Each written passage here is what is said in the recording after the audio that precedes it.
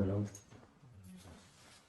أعوذ بالله من الشيطان الرجيم. والصلاة والسلام على رسول الله محمد سيدنا محمد رسول الله والصلاة والسلام على دستور وعلى الله فزاز سبحان الله وتعالى طريقتنا الصحبة والخير في الجميع.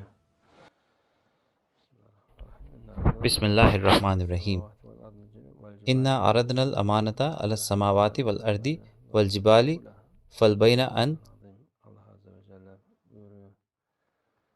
یحملنها واشفقن منها وحملها الانسان انہ کان ظلوما جہولا.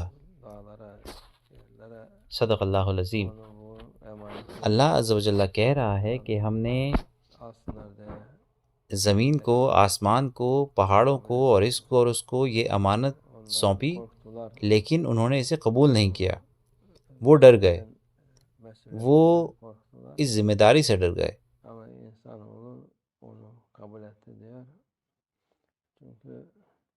لیکن انسان نے اس کو قبول کیا کیونکہ وہ دونوں ظالم ہے اور جاہل ہے. وہ بہت ہی جاہل ہے.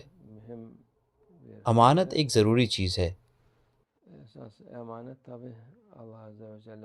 اور امانت بالکل ایمان ہے اور اللہ عز و جل کا حکم ہے جو اس نے لوگوں کو دیا ہے.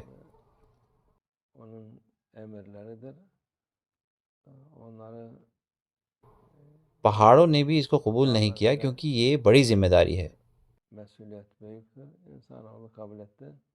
لیکن انسان نے قبول کیا. بالکل جو امانت کو برقرار رکھتے ہیں وہ بہت ہی کم ہیں. بہت سارے وہ ہیں جو اس کو نہیں رکھتے. بھروسے مند ہونا ہمارے رسول اللہ صلی اللہ علیہ وسلم کی صفات ہے. محمد الامین صلی اللہ علیہ وسلم. دین جو حق ہے وہ ہمارے رسول اللہ صلی اللہ علیہ وسلم کے پاس آیا امانت کے طور پر، اور پھر انہوں نے اسے امت کے پاس آگے بڑھایا. ان کی امانت کی حفاظت کرنا لوگوں کی ذمہ داری ہے اور وظیفہ ہے. ایسا کرنے سے لوگوں کا مرتبہ بڑھتا ہے. امانت کیسی بھی ہو سکتی ہے، لوگوں کو اس کی حفاظت کرنی ہے جو ان کو دیا گیا ہے، اور اس کے صاحب کو لوٹانا ہے.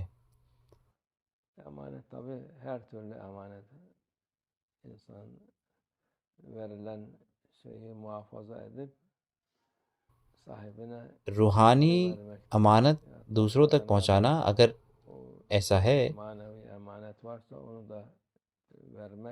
تو وہ بھی لوگوں کی ذمہ داری ہے. لیکن بدقسمتی سے آج کل لوگ بھروسے مند کم ہی رہ گئے ہیں. ابھی امانت کا دھوکہ ہے. اللہ ہماری حفاظت فرمائے. اس لیے ہم امانت کی صحیح سے حفاظت کریں انشاءاللہ. اللہ ہمیں ہمت دے، ہم اپنی نفس کی نہ سنیں. نفس کو نہیں پتہ کہ امانت کیا ہے، اور شیطان امانت کا دشمن ہے. یہ رسول اللہ صلی اللہ علیہ وسلم کا راستہ ہے. وہ لوگ کہتے ہیں کہ وہ رسول اللہ صلی اللہ علیہ وسلم سے محبت کرتے ہیں، لیکن ان کے اندر امین ہونے کا کچھ نہیں بچا. وہ جھوٹے ہیں.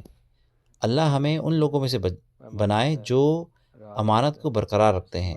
وہ ہمیں ان میں سے نہ بنائے جو دھوکہ دیتے ہیں انشاءاللہ. لوگ جو امانت کو برقرار رکھتے ہیں وہ خوبصورت لوگ ہیں. الفاتحة.